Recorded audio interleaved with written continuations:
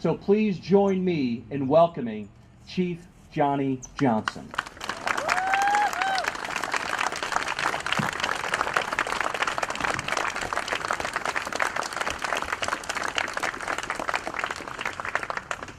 Thank you, everybody. I'm thrilled to be here. I'm honored that you're giving me your attention because we're going to have a little bit of excitement. I'm going to tell you some history of things that I've seen in the war, things that I know about, and some of the scenes that I saw I would probably want to forget.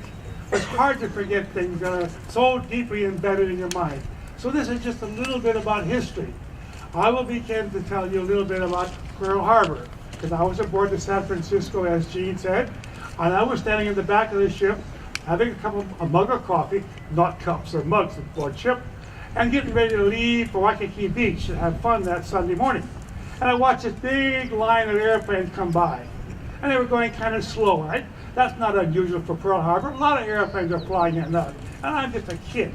I just see a few of them. So here's a long line of airplanes going by, and they're going a little bit slow. I waved at the captain. He didn't wave back. He was going to destroy the American fleet. And very shortly, he just started to do that. One of the major ones was the USS Arizona. I looked over and I saw that thing in smoke. I'm going to talk about 3 battleships, Arizona. I'll come back to that in a minute. The West Virginia, it's also in smoke and fire. And then the Pennsylvania in the dry dock. What's so unique about that is the fact that, first of all, the Pennsylvania was not supposed to be there Sunday. The San Francisco was supposed to be there, but they pulled rank and they got there first on Friday. We didn't. Consequently, we didn't receive all the bombs that that ship did. That was kind of nice. There's pictures of it. Now the West Virginia, they watched the Arizona turn over, and they decided that wasn't a good idea because the battles were going on. And so the order was, down in the engine room, pull the plugs and sink it in the mud, which they did. One of the men who was there, and Stan likes to mention his name, Don Jardine, a Marine sailor, young kid like myself, he was in the engine room. He was ordered to help pull the plugs, which he did, and they sank it straight down. And later on, months later, they were raising it, and going back to the war as a good ship. As he did this, and then to get out of the bottom of the ship was very difficult. But caught a few floors. He did get out, and on around it was fire in the water, oil burning. He dove in the fire, under the water, swam a little ways, and then came up, and one of the ships picked him up. What do you think he did all the rest of the war for the next 5 years? He served aboard the San Francisco in the engine room, waiting for a torpedo that never came. Isn't that a story? Now, let's get back to Arizona a little bit. Arizona's kind of interesting. You know, folks, one of the things that I have a problem with myself, and I'm sure that you do too, can you imagine being aboard a big battleship like Arizona, or any of those, and all of a sudden you're coming on your sleeping deck, your sleeping bunk, whatever you're sleeping, and all of a sudden the thing slips over in the water. Water's pouring into the portholes. Water's pouring into the decks. Water's pouring into the door holes. The ship didn't, in 1 minute, water's all over the place. We lost 1,200 men in almost minutes. Isn't that something terrible? On the battleship like that, a big one, it didn't plan to be in war, so everything is open. Potholes are open, portholes are open, passageways are open. Water can pour in instantly all over the place. And most of the men couldn't get out because they're down inside. One man did get out, and his short name was Charles Russell. Charles Russell came aboard the San Francisco down in Guadalcanal months later, and he was assigned to my deck. And I knew him personally because, not my deck, my crew. And I knew him personally because he was a nice young man. And he explained to me about how he got out of Arizona, down inside. I thought, my Lord, I want to hear that story. So he talked about it a little bit. He said, well, when it's upside down, the deck becomes a ceiling, and you're full of water. You got a few inches on top, maybe 18 inches. That's all the air you're going to have left. All your pillows are floating, junk is floating around, and 8 or 10 men are swimming up there, and they can't get out. There's no way to get out of it. And you look down, and here's 4 portholes. And so one guy says, oh my gosh. He dove down, swam through, porthole, came up to the other side. Oh, my goodness gracious. That looked pretty exciting. So another one went down. He plugged in the hole, went down, and he was a little too fat. He's still there today, 71 years later. Another one went down, and he had his pants on with a belt on. Sure enough, he got caught, and he's still there. There's one porthole left that Chuck talked about. He said, "Fine, I was frightened to death. I didn't know if I could make it or not. I could hold my breath, dive down below, and slimmer through that porthole." And he did. He came up the other side. There's a little more story about that, too. I said, "How'd you do that, Chuck? What, Gene? How did he do that?" "I'll tell him." I read for he knows the story, see. Gene says, "Well, I didn't want to get caught," and he was a long, slender young man. He was about that age, 19 maybe.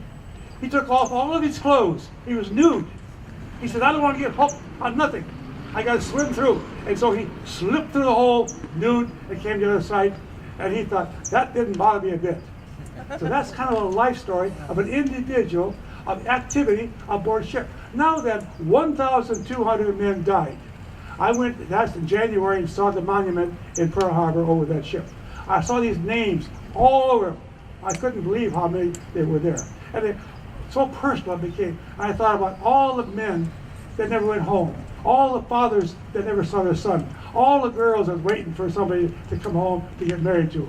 And they're there in Pearl Harbor in that battleship. That is what war is all about. War is hell. Particularly if you're in a battleship when it turns over, like the Arizona. Now, speaking about hell, I want to give you a little bit of story here. I remember as a kid when I was in Minnesota, we had a little radio in the whole town, no electricity, of course, the house out in the country. One day I heard President Roosevelt talk. I remember that so well. He said, I hate war. Eleanor hates war. We all hate war. I never did forget that. I almost repeated it for words. At that time, London was burning down. Japan had already occupied China. And that's what we're talking about. You see? And so, what did Japan want? They wanted Australia. What did Hitler want? He wanted Russia.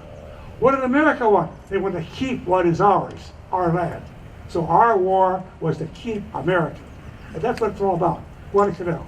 Now then, we'll move you on down to Guadalcanal a little bit because that's a very interesting place. Why is Guadalcanal so important? Well, Captain Ellison explained it to you pretty much in detail. This main island, there's islands all the way north to the middle of the equator. That's about 100 miles up the truck. That was the Japanese headquarters. Going south was American headquarters, about another 100 miles. Guadalcanal is islands on both sides of a runway called a passageway. In the middle is a hunk of iron, a hunk of rock come out of the rock. And that was Salvo Island. Nobody lived on it. To give you a little idea of Salvo Island, you go out here, you see Alcatraz, don't you? That's an island. And that's about the size of a Salvo Island in Guadalcanal. It's just a rock. So when ships come down there for the enemy, we don't know which way they're going to go. We don't even know which way we're going to go sometimes. So that's always a bad place. And that particular area took so many ships from America, so many, that we nicknamed it the base is written over here. Iron bottom. Yeah. So that's what it's all about. Now then, back to Guadalcanal. And then I'm aboard the San Francisco, as Stan Hudson said, and when this all started, well, first of all, remember, guys, this was the middle of the night, 1 o'clock in the morning, a pitch black night because there's a little high cloud. There's no moon, no sunshine, and all of a sudden one day, the middle of the morning, I should say, we're in general quarters, so I'm up there looking around a little bit, being a kid, and all of a sudden, I'm looking over here, and boom, I feel the heat. I can see a flashlight coming at it. It was a huge one.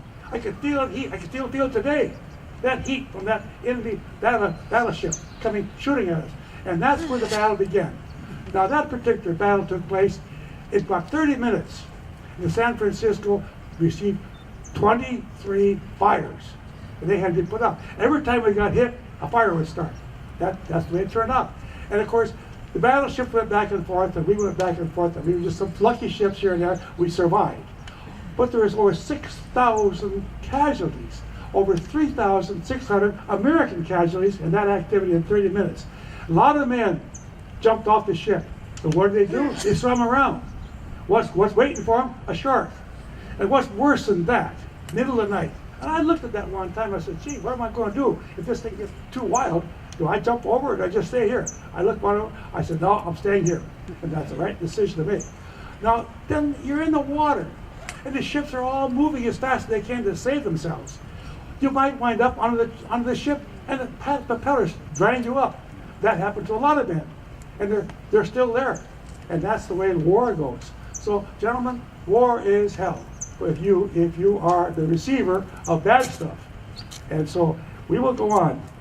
Jack Bennett. I got to talk a little bit about Jack Bennett. Jack Bennett. Yeah, thank you, Gene.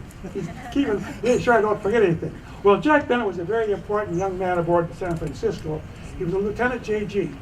And during the battle night, in the afternoon, what Stan Nixon talked about, when the airplane crashed in, we had 50-some casualties, and Jack was wounded. And also, the other one with him was Lieutenant Jack Wallace. John Wallace. He was wounded also. But these two men, this fire was started at the back of the ship because the airplane crashed in, and the men who were shooting at the airplane, they disappeared, of course, too.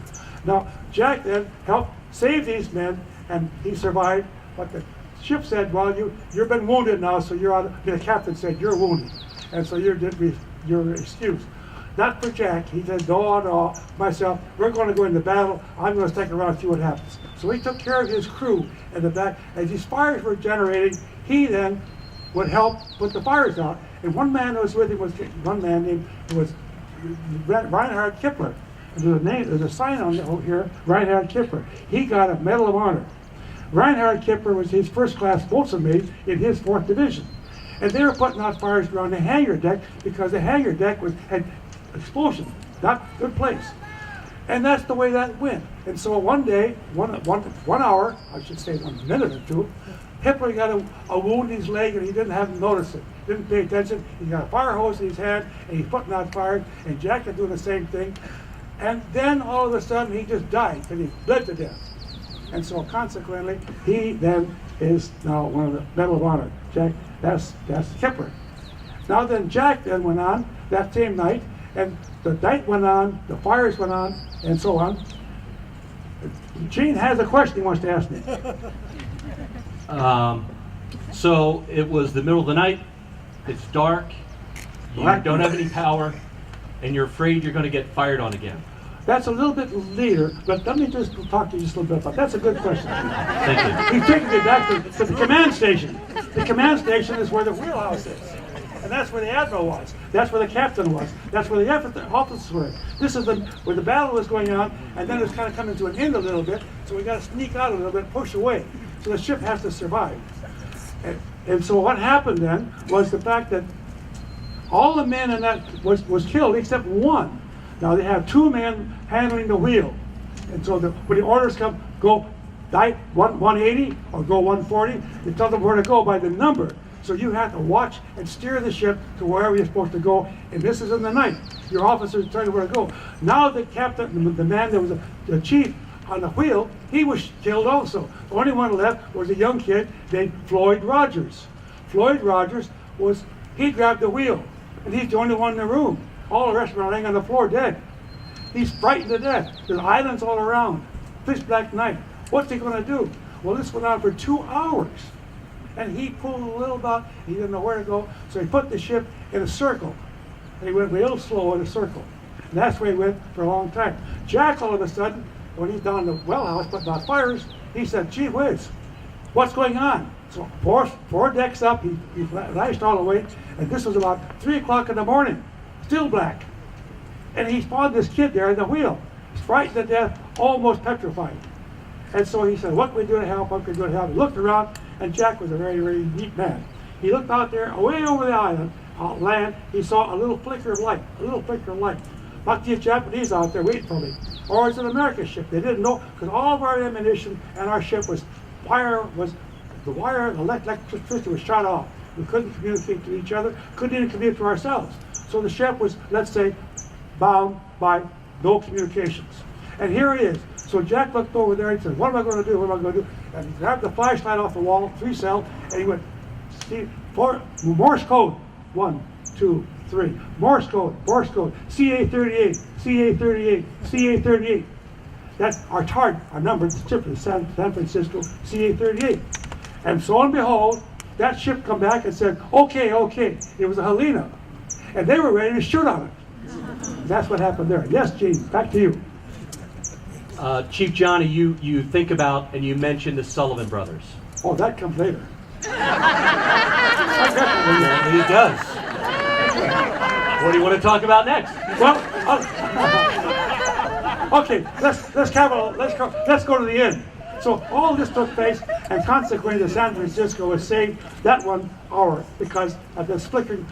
Jack was a Boy Scout. He knew how to do a Morse code, and that's how that happened. Now then, what would happen as we moved on to daylight? Then we're out burying the dead over the side, and that's not a very pleasant sight because you know most of the men, and they're laying on the deck. You got to identify them, and then they get buried over the side. While that was going on, I'm told to check the store clothes, make sure we got enough food for where we're going to go. I'm in the bow, getting ready to go down and check the coffee shop, the coffee beans, and so on. And all of a sudden, they come up with news, there's a torpedo coming. And sure enough, two of them was shot in the San Francisco. 2 of them. And one in the San Francisco turned a little bit, and it missed the bow where I was standing, a few feet out. So I watched it go by. And then there's another one coming, and right in the middle of the ship, there's no way to escape. What do you think happened there? I didn't know something about torpedoes then, but they'll go pretty straight, but they also in the water, they're adjusting. When they got to San Francisco, it left one underneath, and it come up and plowed right into the USS Juno and blew it up. When it blew the Juno up, it hit the magazine, and it went right out of the water in 1 minute. 650 men and the 5 Sullivan brothers from Waterloo, Iowa. You heard about them. And that's where they were killed.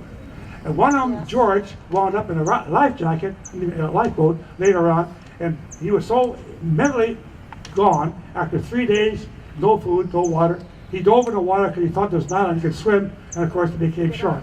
Now can you imagine the family back in Waterloo, Iowa? I often thought about that family.